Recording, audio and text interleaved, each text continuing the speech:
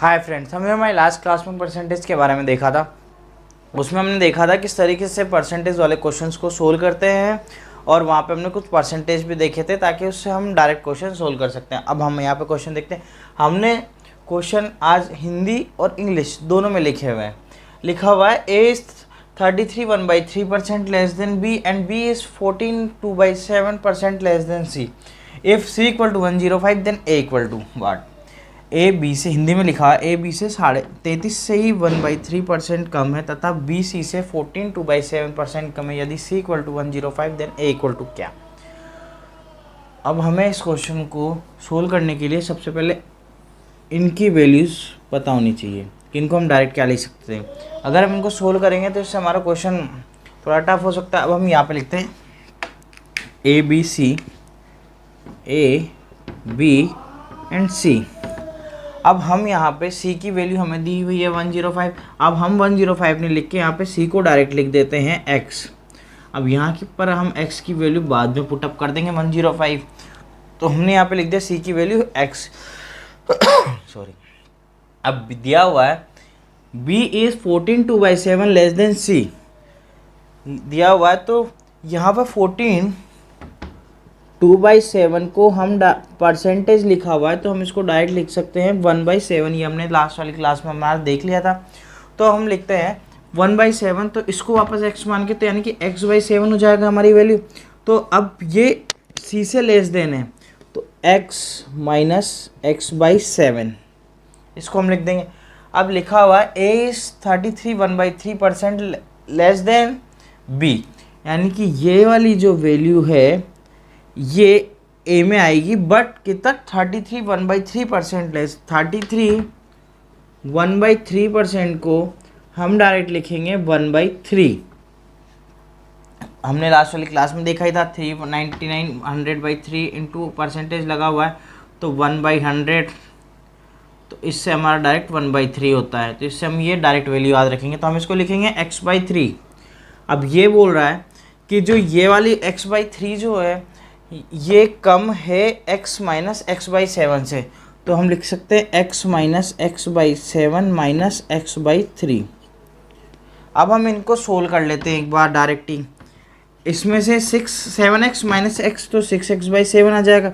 अब हम इसको सोल्व करेंगे तो हम इसको डायरेक्ट लिख देते हैं यहाँ पे 6x/7 माइनस x/3।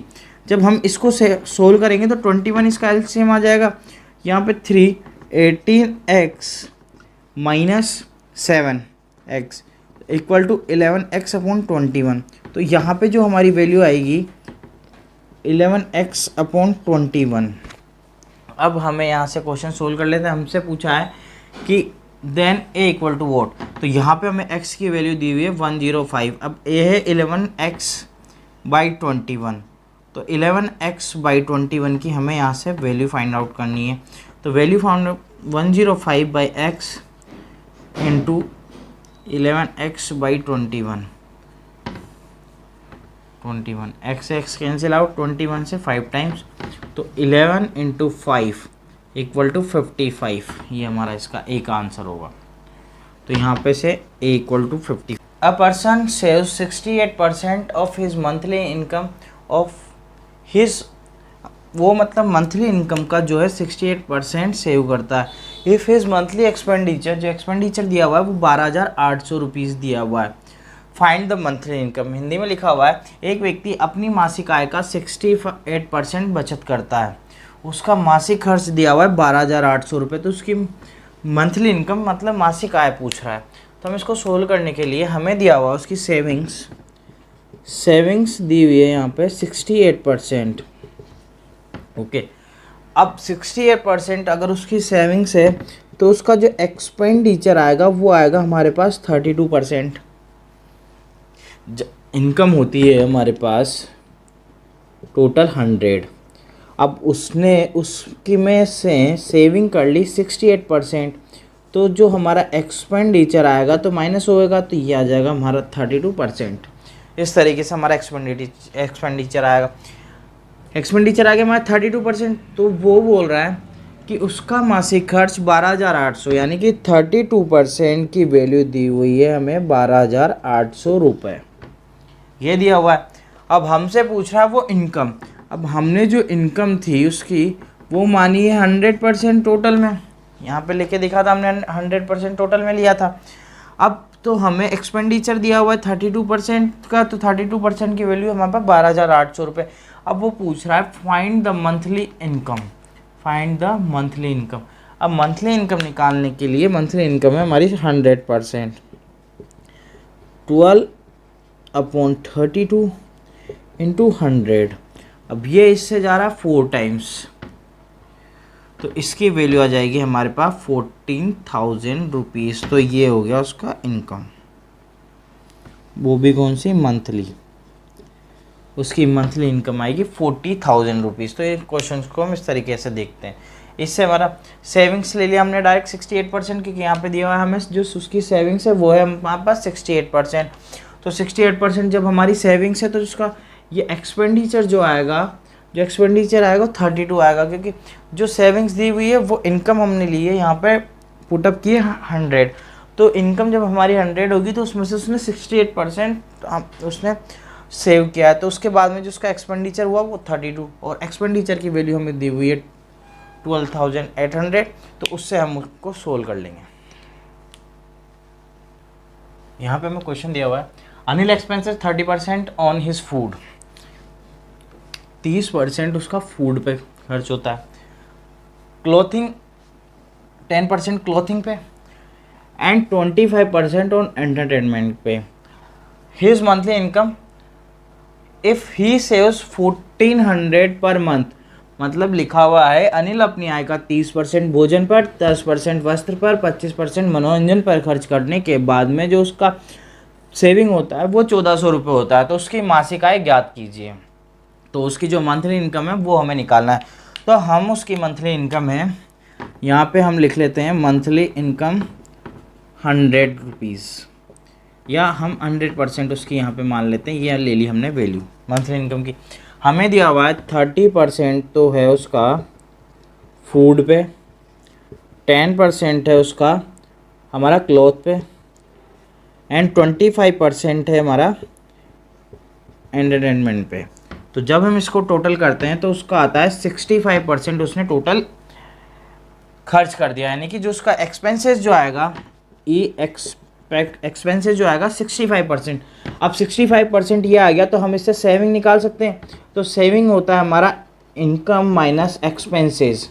तो इनकम दी हुई है हमें 100 और जो उसका एक्सपेंसेस हुआ 65% हुआ है, इससे हमारी वैल्यू आ जाएगी डायरेक्ट 35%। एंड 35% की हमें वैल्यू दी है यहाँ से 1400। तो हमारा 35% इक्वल टू है 1400। तो हमें निकालनी है यहाँ से मंथली इनकम, तो वो है हमारे पास 100%। तो 100% की वैल्यू निकालने के लिए अपॉन 35 इंटू 100।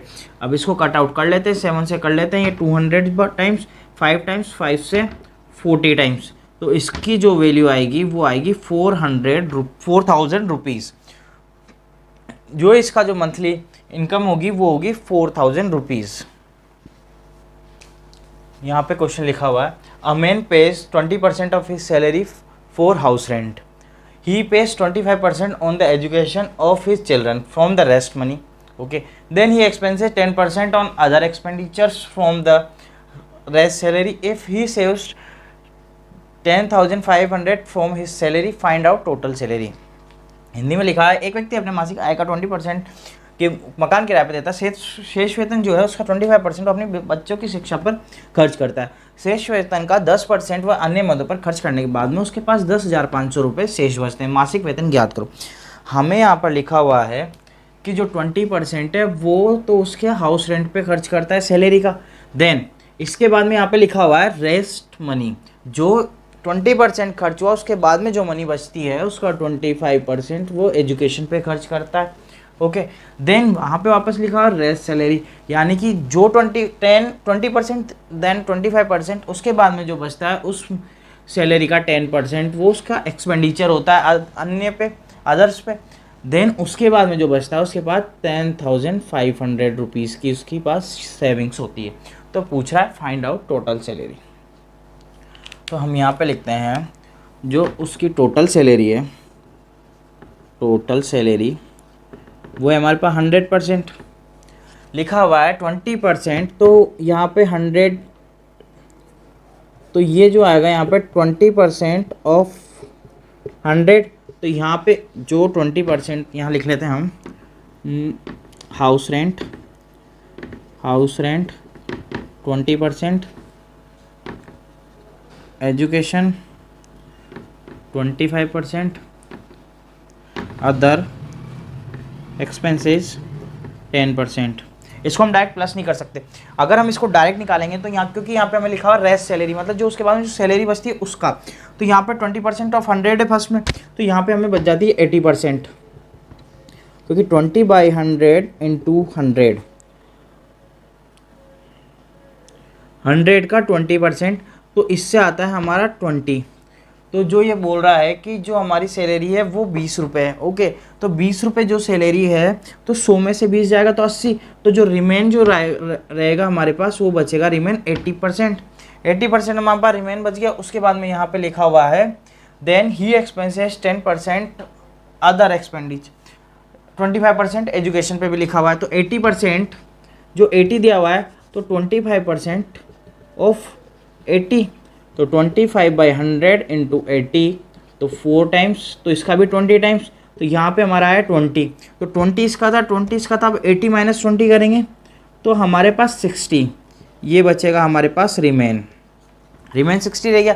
देन बाद में बोल रहा है वो कि 10% उसका जो अदर्स से अदर्स का निकालेंगे हम। अदर्स के लिए 60 में से ही 10/100, तो इसका बच जाएगा हमारे पास 6, तो यहाँ से हमें मिलेगा रिमेन जो मिलेगा हमें मिलेगा 60 माइनस 6 इक्वल टू 54। अब 54 जो है हमें यहाँ पे दिया हुआ, उसकी जो सेविंग्स है वो है हमारे पास 10,500। अब 54% जो आया है इसकी वैल्यू आई है ये, तो हमें निकालनी है इसमें 100% की वैल्यू बाई 54 इंटू 100। अब जब इसकी जो वैल्यू आएगी हमारे पास, इसको हम कैंसिल आउट करके देख लेते हैं।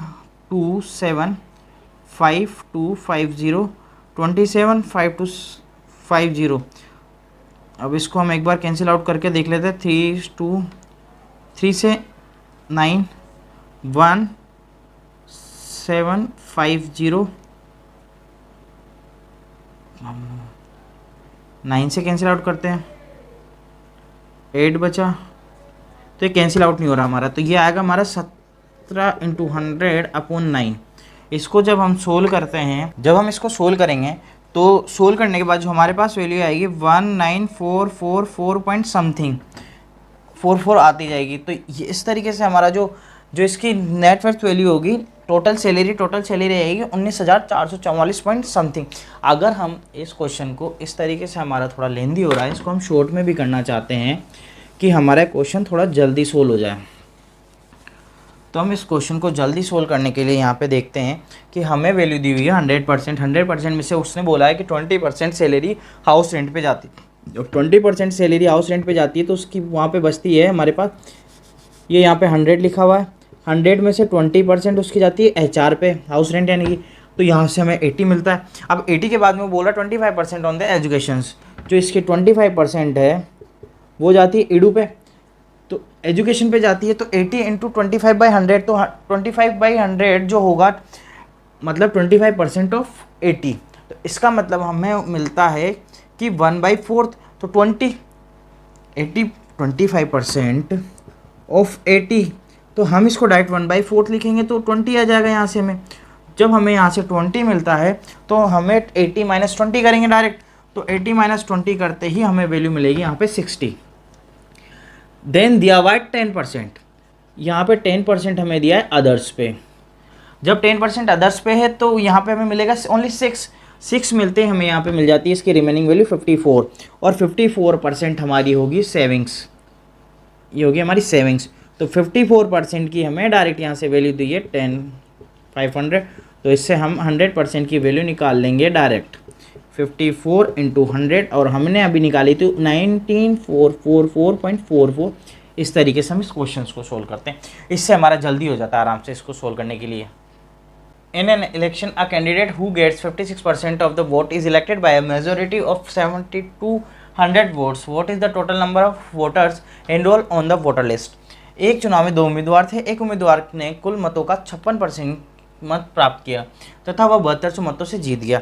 हमें यहाँ पे दिया हुआ उसे मिले 56% वोट एंड वो 70 to 100 वोटों से यहाँ पे जीत जाता है। तो यहाँ पे हमें लिखा हुआ फर्स्ट वाले को जो मिले हैं 56% वोट, और जो टोटल वोट है हमारे पास, टोटल वोट वो है 100%। तो फर्स्ट वाले को मिले हैं, तो सेकंड वाले को मिलेंगे 100 माइनस 56, तो 44% सेकंड वाले को मिल जाएंगे ऑब्वियसली। अब हमें यहाँ पे दिया हुआ है कि वो 7200 वोटों से जीत गया, तो इसका मतलब क्या हुआ कि जो डिफरेंस है वो है हमारे पास 7200 वोट्स। तो वो पूछ रहा है लास्ट में टोटल इनरोल वोट्स, यानी कि जो वोटर लिस्ट में कितने वोटर्स हैं वो इनरोल हुए हैं। अब ये 72 आ गया, तो हमें यहाँ पे ये जो 7200 वैल्यूज़ है 56 माइनस 44 की वैल्यू दी हुई है हमें 7200, तो इसमें से हम करेंगे 12% इक्वल टू हो गया हमारे पास 7200, ये टोटल परसेंटेज में वैल्यू है हमारी। ओके, अब हमें निकालना है टोटल, तो टोटल है हमारे पास 100, तो 100% का हम निकालेंगे तो 7200 अपॉन 12 इंटू 100, तो 12 से ये गया 6 टाइम्स 600 हो गया, तो इसकी वैल्यू आएगी डायरेक्ट 60,000 वोटर्स। जो टोटल इनरोल थे वो है हमारे पास 60,000 वोटर्स।